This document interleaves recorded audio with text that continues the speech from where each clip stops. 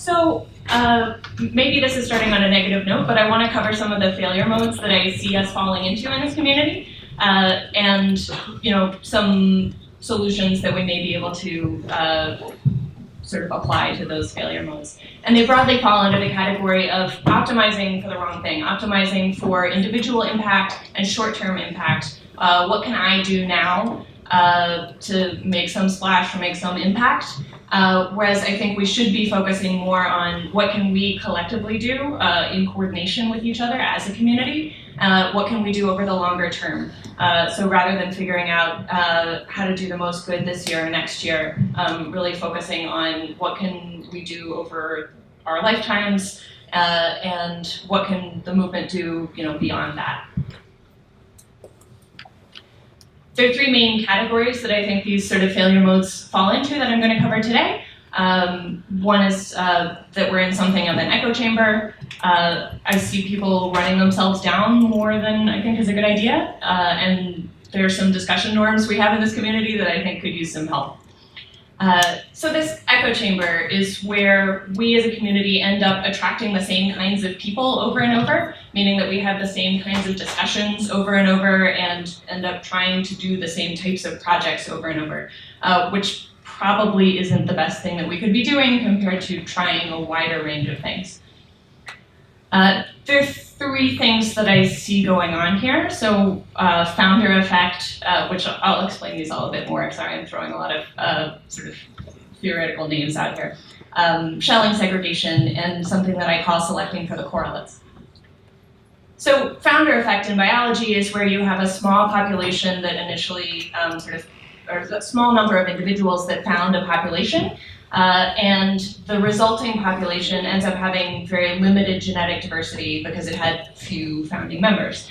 I think that can happen in a social way as well. So when a community is started by a few people, maybe in similar fields or with similar backgrounds, those people recruit their friends, the friends recruit their friends, and you can end up with a movement that basically resembles the founders in a lot of ways. So, for example, if you are founded by a bunch of English-speaking guys in their 20s who are all in backgrounds of philosophy, tech, and finance, maybe math in there as well, then you're naturally going to end up with a population, if nobody tries to do anything different, that basically resembles those founders.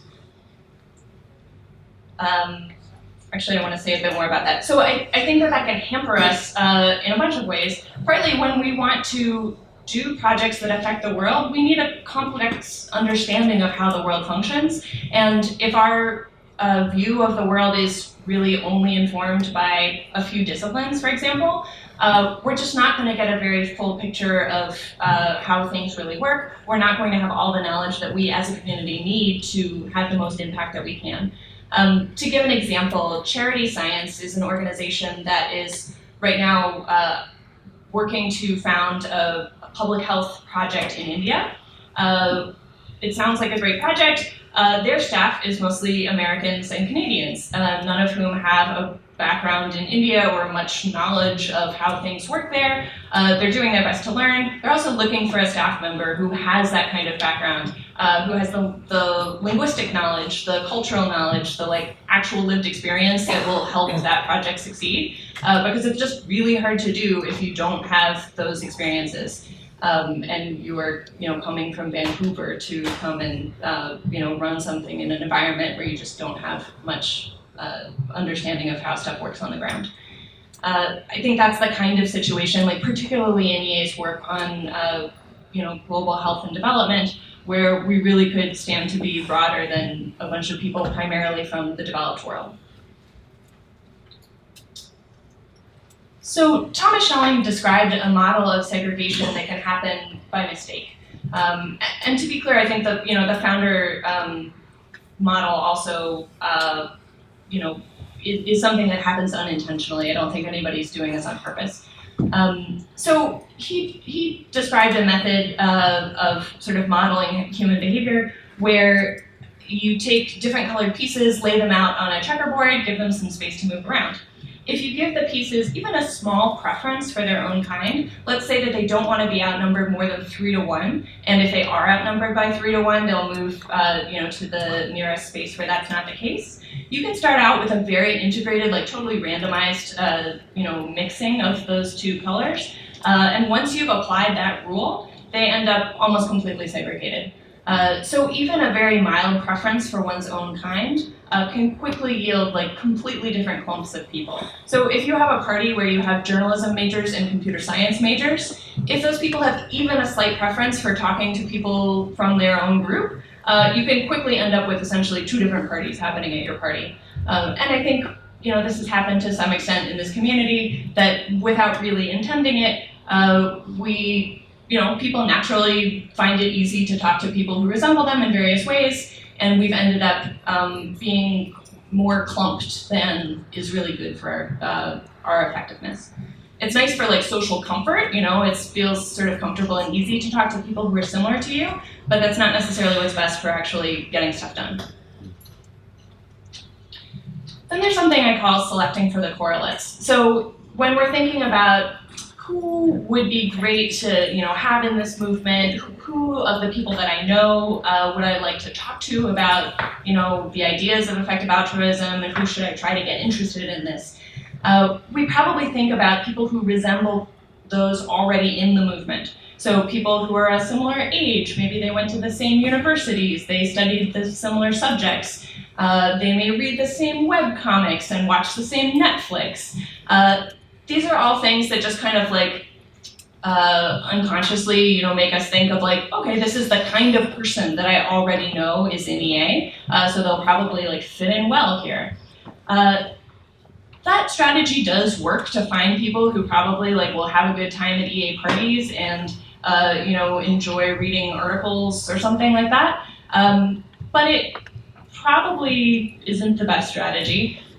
So there's evidence, for example, with job interviews that when you interview a candidate, a lot of what interviewers end up selecting for unconsciously is just like, how similar to me is this person?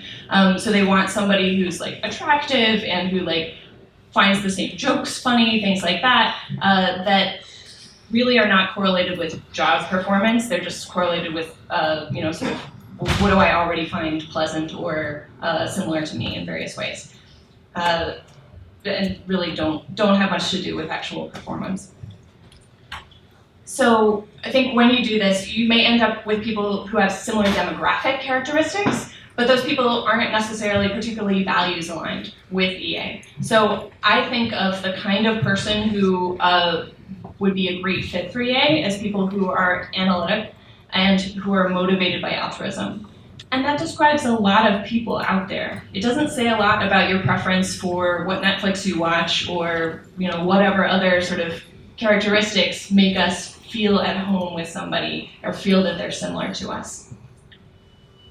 I think it also can yield a really lopsided talent pool. So if we're primarily recruiting people who, say, have experience in certain disciplines, currently I think we're missing out on a lot of disciplines that we really need more people with these skills. I think we could use more people with management skills and experience, policy work, people with media experience, and marketing. I think we can have great ideas all day long, but if we don't know how to tell people about those or get the message out, or if our organizations don't have staff who know how to run an organization, we're going to be less effective than we would if we had a broad range of skills and could run different areas smoothly rather than having all our talent concentrated in one area.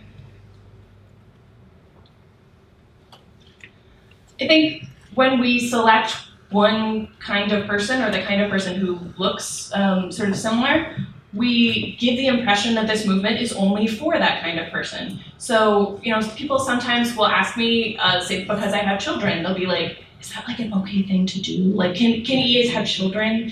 And I mean, there are a lot of ethical questions there, but for me, it really comes down to, this cannot be a movement for only one kind of person. It cannot be a movement for only parents, only non-parents. People ask me, is it okay to buy a house? This cannot be a movement only for people who do or do not own houses.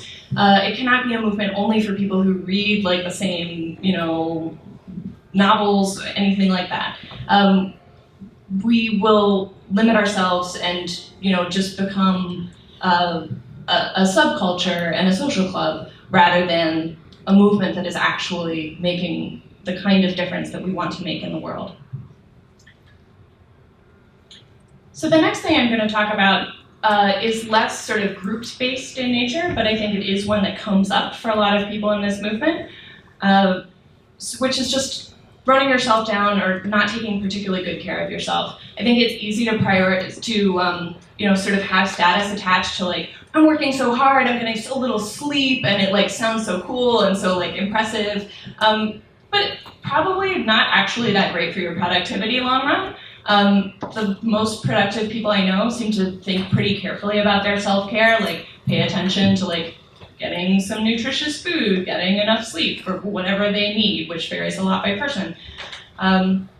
Really think of your efforts as being based on your long-term productivity rather than this week or this year or the next little stretch.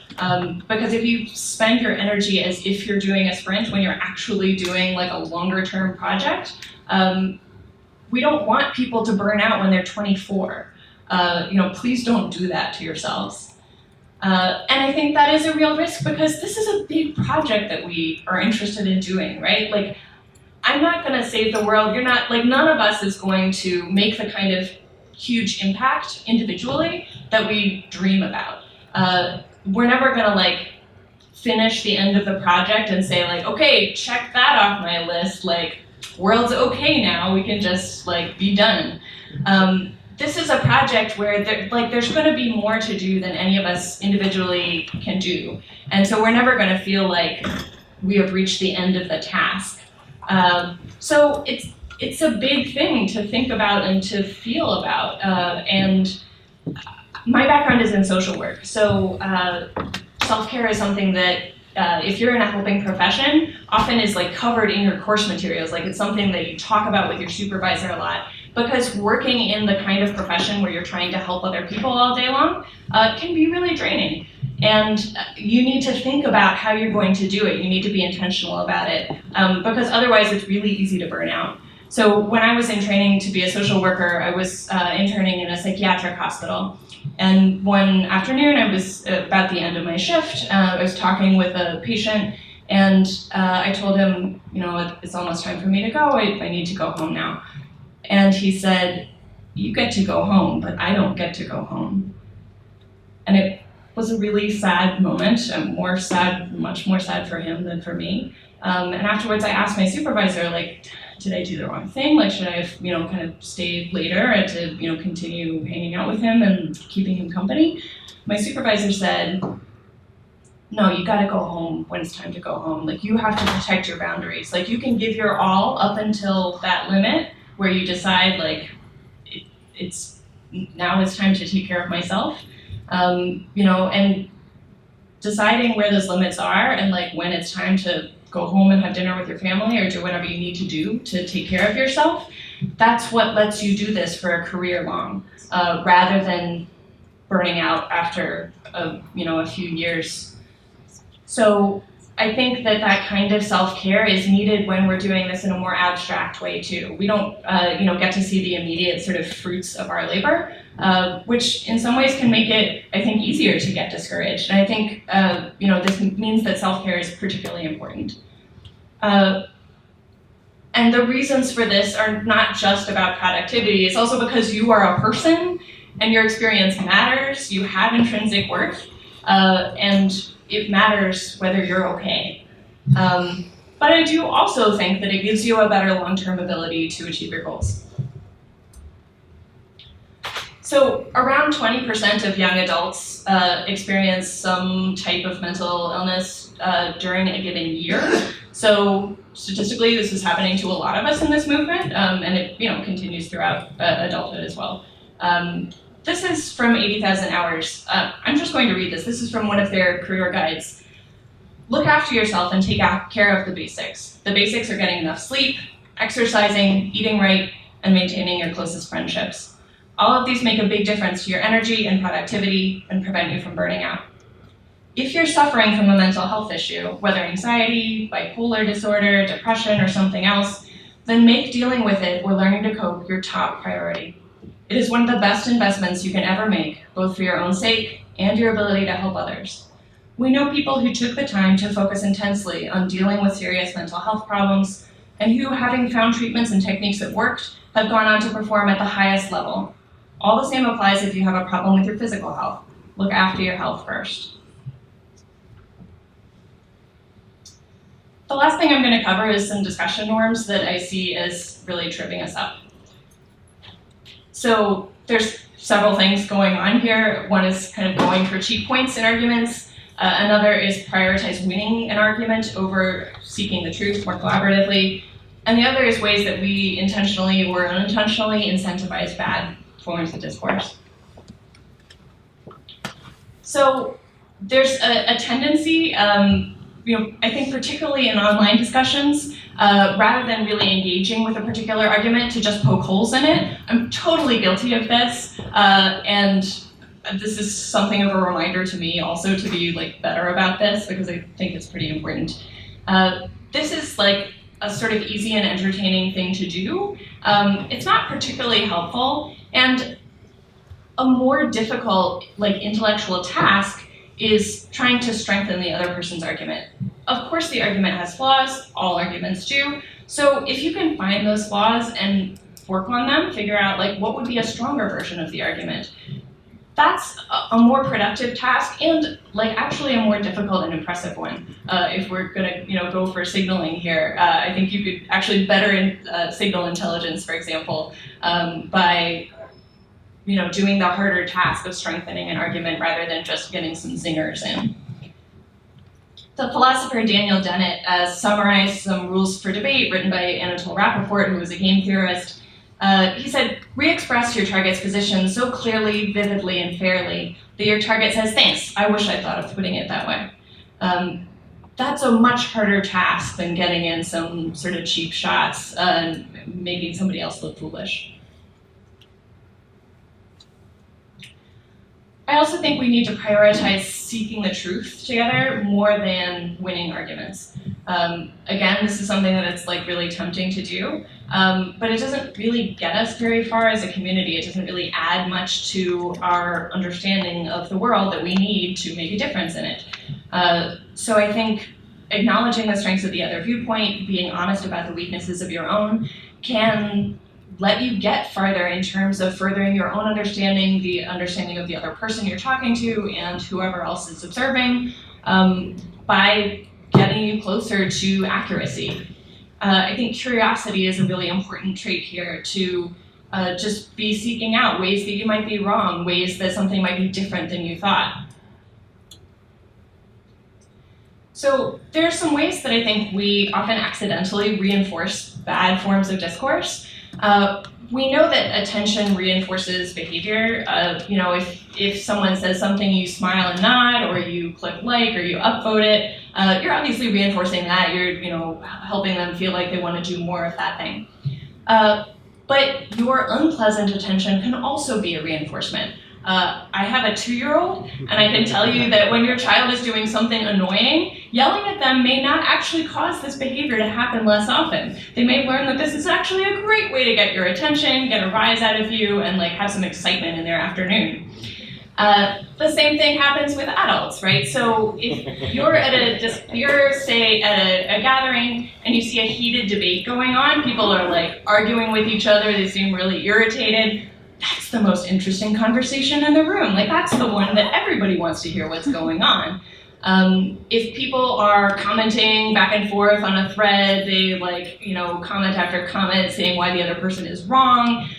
Facebook's algorithm knows that's the thing that everybody wants to see. They're going to put that at the top of the feed. So unintentionally, by arguing with bad points or bad logic, we may actually be giving it more attention, which is not presumably what we actually want to happen. It also wastes our own time. And here again, I'm showing that we all maybe read some similar So we probably, many of us have wasted more time than we intended to, arguing with someone who was wrong on the internet.